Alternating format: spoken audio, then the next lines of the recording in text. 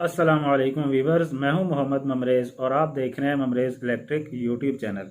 दोस्तों, आज की वीडियो में हम एल्युमिनियम वाइंडिंग के बहुत ही इम्पोर्टेंट टिप्स आप दोस्तों के साथ शेयर करने जा रहे हैं। आपको पता है कि इस वक्त मार्केट के अंदर कॉपर का रेट काफ़ी हाई हो चुका है, कॉपर का रेट बढ़ चुका है और बहुत सारे ऐसे कस्टमर हैं जो इस वक्त सिल्वर वाइंडिंग और एल्युमिनियम वाइंडिंग की तरफ बढ़ रहे हैं।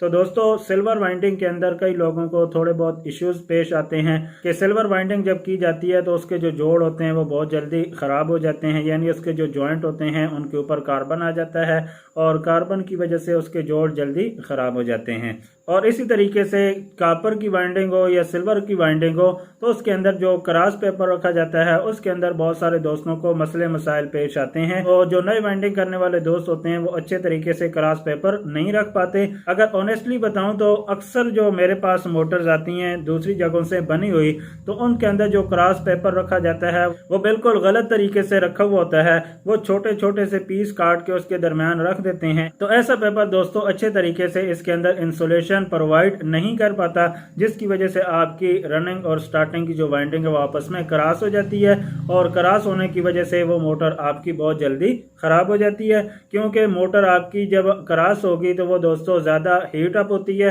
और हीट अप होने की वजह से उसकी जो वाइंडिंग होती है वो जल जाती है। तो दोस्तों, मैंने सोचा कि आज की वीडियो के अंदर मैं ये बहुत ही अहम टिप्स आप दोस्तों के साथ शेयर कर दूं ताकि आप भी इन पर अमल करके अपनी वाइंडिंग को पायदार बना सकें। लेकिन वीडियो की तरफ बढ़ने से पहले दोस्तों, अगर आप हमारे चैनल पे न्यू हैं और अभी तक आपने हमारे यूट्यूब चैनल को सब्सक्राइब नहीं किया तो काइंडली सब्सक्राइब कर लें और साथ ही बने बेल के आइकॉन को प्रेस कर दें ताकि नई आने वाली हर वीडियो का नोटिफिकेशन सबसे पहले आप दोस्तों तक पहुंच सके। तो आइए बढ़ते हैं आज की इंटरेस्टिंग वीडियो की तरफ। तो फ्रेंड, जैसा कि आप देख सकते हैं कि ये मेरे सामने एक वॉशिंग मशीन की मोटर का स्टेटर है और सिल्वर वाली वायर से हमने इसको वाइंड किया हुआ है। दोस्तों, आमतौर पे मार्केट के अंदर चूंकि इसको सिल्वर वायर ही कहा जाता है तो हम भी अपनी वीडियोस के अंदर बार बार सिल्वर का नाम ही इस्तेमाल करते हैं और अपने टाइटल के अंदर भी सिल्वर का नाम ही लिख देते हैं। असल में ये सिल्वर नहीं होती बल्कि ये एल्युमिनियम की वायर होती है, तो आप इसको सिल्वर समझ लें या एल्युमिनियम समझ लें। और मार्केट के अंदर एक और ट्रेंड भी चल पड़ा है कि इसको चाइना कॉपर कहा जाता है, जबकि हकीकत में ये चाइना कॉपर नहीं होती बल्कि चाइना कॉपर असल में ऐसी वायर को कहा जाता है जो अंदर से एल्युमिनियम की होती है और उसके ऊपर कॉपर की कोटिंग की जाती है, तो ऐसी वायर को चाइना कॉपर कहा जाता है। तो आमतौर पे मार्केट के अंदर वो तार आसानी से नहीं मिलती, कंपनीज वाले वो इस्तेमाल करते हैं, लेकिन लोकल मार्केट के अंदर वो तार आपको आसानी से नहीं मिलती। जो वायर आपको मिल रही होती है वो एल्युमिनियम की होती है। उसी एल्युमिनियम को चाइना कॉपर भी कह देते हैं, उसी को सिल्वर वायर भी कह देते हैं और एल्युमिनियम वायर भी कह देते हैं। तो दोस्तों, ये एक नॉर्मल स्टेटर है, 2 इंच का स्टेटर है और 6 सेंटीमीटर इसका इनर डाया है। और ऐसे स्टेटर का वाइंडिंग डाटा मैं बहुत दफ़ा शेयर कर चुका हूं। इसके अंदर हमने 26 नंबर सिल्वर वायर इस्तेमाल की है। 2-2 कॉइलों के 4 सेट रनिंग और स्टार्टिंग के अंदर डाले हैं। छोटे सेट के अंदर हमने 90 और बड़े सेट के अंदर हमने 190 टर्न दिए हैं। लेकिन आज की वीडियो में हमारा फोकस डाटे पे नहीं है बल्कि एम टिप्स पे है। तो सबसे पहले दोस्तों, जब आपने इसकी वाइंडिंग को कंप्लीट कर लेना है, यानी रनिंग और स्टार्टिंग के सेट आपने इसके अंदर डाल लेने हैं, तो उसके बाद अगली बारी आ जाती है दोस्तों इसके जॉइंट करने की। तो आप देख सकते हैं कि यहाँ पे हमने इसके जॉइंट करके इसको कंप्लीट कर दिया है।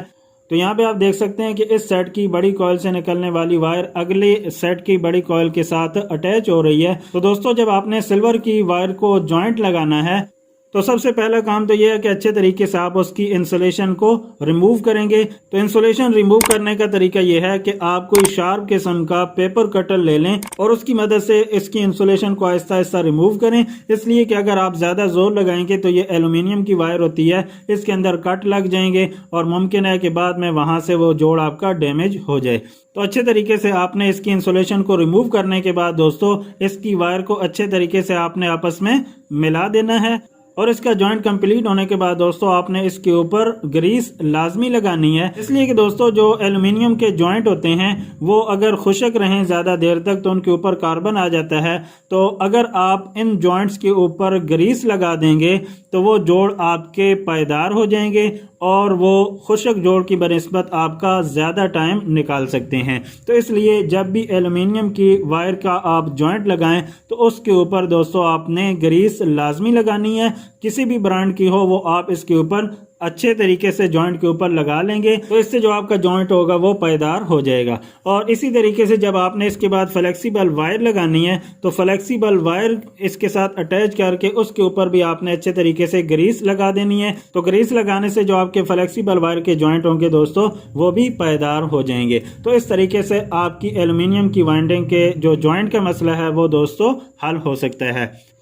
इसके बाद दोस्तों दूसरी अहम चीज़ होती है इसके अंदर क्रॉस पेपर को रखना, इसलिए कि जितने भी मोटर्स की दूसरी जगहों से बनी हुई आती हैं तो उसके अंदर हम देखते हैं कि इंसुलेशन पेपर जो रखा हुआ होता है क्रॉस के लिए वो इंतहाई गलत तरीके से रखा हुआ होता है। वो छोटे छोटे पीस काट के सिर्फ जिस जगह पे ये दोनों सेट आपस में मिल रहे हैं यहाँ पे डाल देते हैं, दरम्यान में भी नहीं होता, फिर छोटा सा पीस डाल के यहाँ पे रख देते हैं और फिर उसको ऊपर से बांध देते हैं। अच्छे तरीके से वो पेपर नीचे तक गया हुआ नहीं होता और ऊपर से टैपिंग कर दी जाती है, तो नतीजा ये निकलता है कि कुछ अरसा चलने के बाद उसके सेट आपस में क्रॉस हो जाते हैं। तो इसलिए दोस्तों मैंने सोचा कि इस मोटर के अंदर बिल्कुल कंपनी जैसा इंसुलेशन पेपर रखने का तरीका मैं आप दोस्तों के साथ शेयर कर दूं।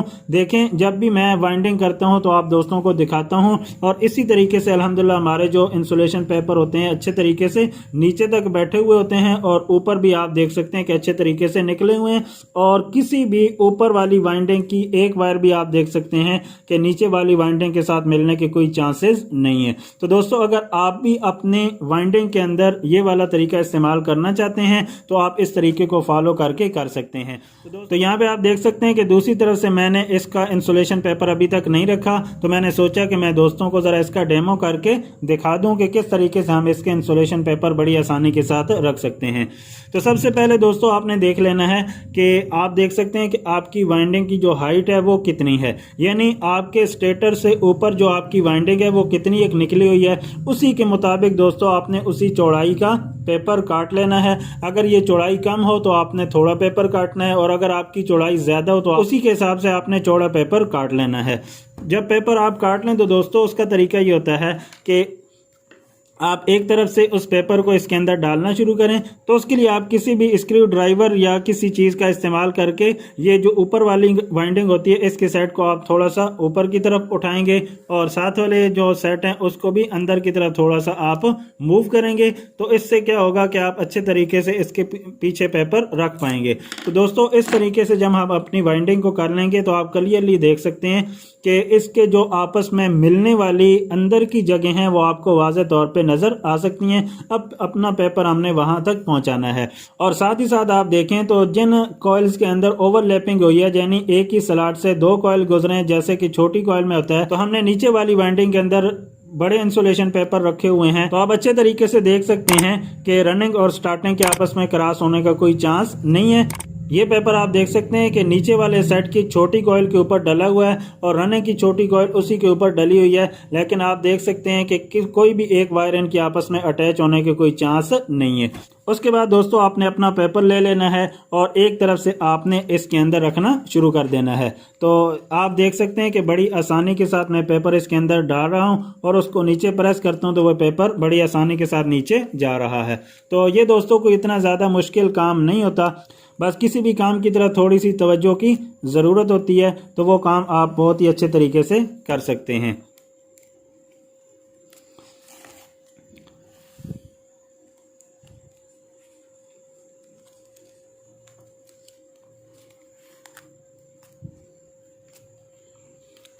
तो आप देख सकते हैं कि ये अंदर वाले सेट की कुछ वायर्स हैं जो नीचे पेपर के नीचे आ गई हैं और वो नीचे की तरफ दब रही हैं। तो दोस्तों इन बातों का हमने ख्याल रखना होता है। अब इन वायर्स को हमने ऊपर की तरफ उठाना है ताकि कोई भी अंदर या बाहर वाली सेट की वायर उलझी हुई ना हो, और बाकी तरफ से भी हमने इसको चेक कर लेना है। यहाँ पे आप देख सकते हैं कि बिल्कुल सही तरीके से पेपर नीचे बैठ चुका है और कोई एक वायर भी आपस में उलझी हुई नहीं है। और उसके बाद देख लेते हैं दूसरे सेट में भी तो बिल्कुल ठीक है, और तीसरे सेट में हम देखते हैं तो तीसरे सेट के अंदर भी एक वायर हमें उलझी हुई नज़र आती है कि जैसे हम पेपर को दबाते हैं तो वो वायर नीचे आ रही है। तो अभी दोस्तों अंदर वाली साइड से हमने उस वायर को ऊपर कर लेना है और दोबारा से अपने इस पेपर को नीचे बिठाना है।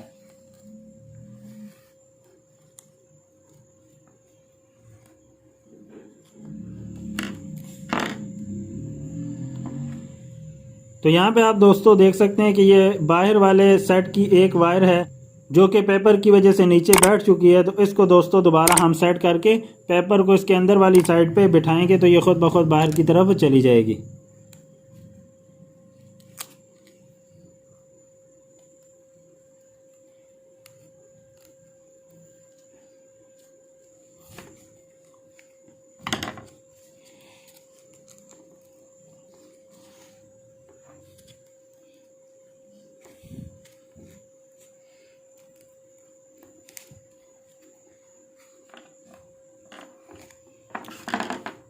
तो जहाँ जहाँ से वायर ठीक हो जाए दोस्तों उस सेट को आपने पीछे बिठा लेना है।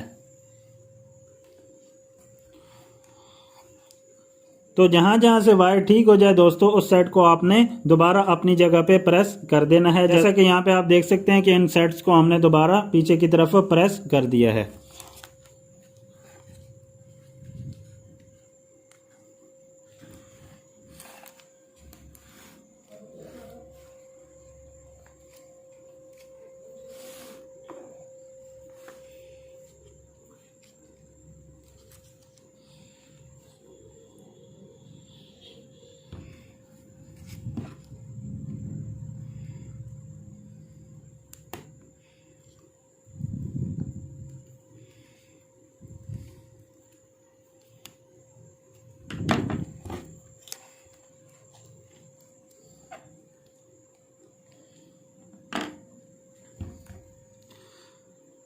तो फ्रेंड आप देख सकते हैं कि अब कोई भी वायर यहाँ पे आपको उलझी हुई नज़र नहीं आती। आप अंदर वाली साइड से भी देख सकते हैं कि चारों के चारों जो सेट हैं वो बिल्कुल क्लियर आपको नज़र आ रहे हैं और उनकी एक एक वायर आपके सामने है। और बाहर वाली साइड से भी देखें तो चारों जो सेट हैं उनकी कोई भी वायर आपको बाहर निकली हुई नज़र नहीं आती। तो दोस्तों इस तरीके से हमने इसके अंदर इंसुलेशन पेपर अच्छे तरीके से बिठा लिया है। और जो कंपनी की वाइंडिंग होती है उसके अंदर भी आप देखेंगे तो इसी तरीके से एक पेपर मुकम्मल उसके अंदर राउंड किया हुआ होता है। तो इसके बाद आपकी मोटर के जो क्रॉस होने के चांसेस हैं वो नहीं रहते। हाँ अलबत्ता अगर पानी की वजह से ख़राब होती है तो वो एक अलग इशू है। तो अब दोस्तों इसके ऊपर हम टैपिंग कर लेंगे। तो अभी दोस्तों बारी आ जाती है इसकी टैपिंग करने की। तो टैपिंग के लिए आप किसी भी किस्म का धागा इस्तेमाल कर सकते हैं, मजबूत किस्म का। तो ये बड़ी आसानी से आपको 35 से 40 रुपए में या 50 रुपए में इस तरीके का मोटा धागा आपको मिल जाता है। ये काफ़ी मजबूत होता है। तो वाइंडिंग के लिए आप यही इस्तेमाल करें। तो इससे दोस्तों थोड़ा सा धागा मैंने काट लिया है, ये आप देख सकते हैं। और एक पुरानी वायर हमने ले ली है।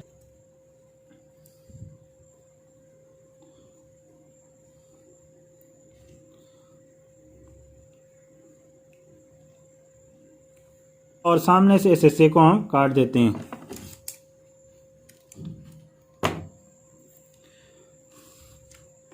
तो ये दोस्तों आप कहीं से भी शुरू कर सकते हैं। फॉर एग्जांपल मैं यहाँ से शुरू करता हूँ तो आपने तार को यहाँ से गुजार लेना है।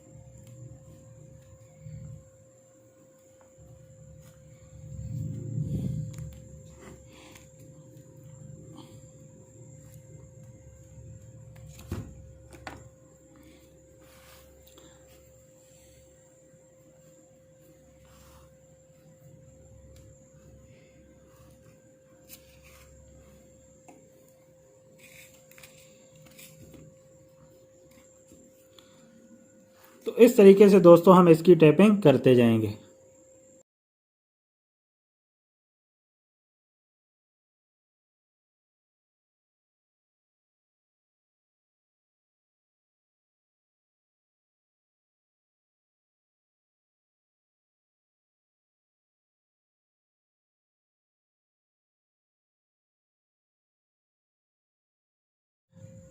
तो अब इन दोनों सिरों को आपस में अच्छे तरीके से बांध लेते हैं।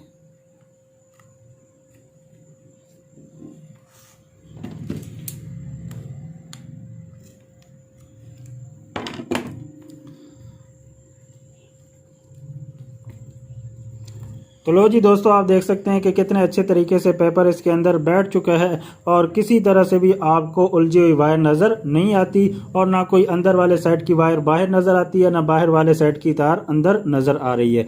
तो आई होप कि दोस्तों आपको इससे काफ़ी ज़्यादा सीखने को मिला होगा। अगर वीडियो अच्छी लगे तो काइंडली इसे लाइक, शेयर और कमेंट ज़रूर कीजिए और अगर हमारे चैनल पे न्यू हैं तो काइंडली चैनल को भी सब्सक्राइब कर लें ताकि ऐसी ही इंफॉर्मेटिव वीडियोस आपको वक्त पे मिल सकें। तो मिलते हैं फिर किसी नई इंटरेस्टिंग वीडियो के साथ। तब तक के लिए अपना बहुत सा ख्याल रखिएगा, मुझे भी दुआ में याद रखिएगा। अल्लाह हाफिज़।